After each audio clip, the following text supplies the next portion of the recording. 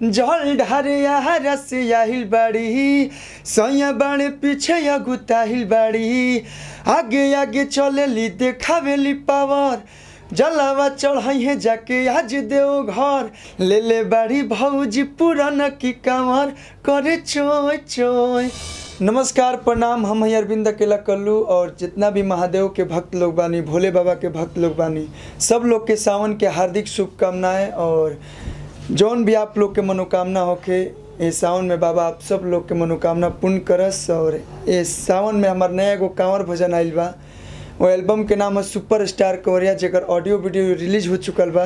वही एल्बम में से एगो प्यारा सा गीत आप लोग खातिर। जल ढारे बक्सर से आहिल बाड़ी सैया बाणे पीछे या गुताहिल बाड़ी जल ढारे रस से आहिल बाड़ी सैया बाणे पीछे या गुताहिल बाड़ी आगे आगे चलेली देखावेली पावर जलावा चढ़ाई है जाके आज देव घर ले ले बाड़ी भौजी पुराना की कांवर करे चोय चोय ले ले बाड़ी भौजी पुराना की कांवर करे चोय चोय।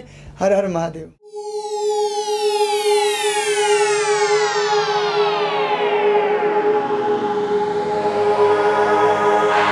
प्लैनेट भोजपुरी।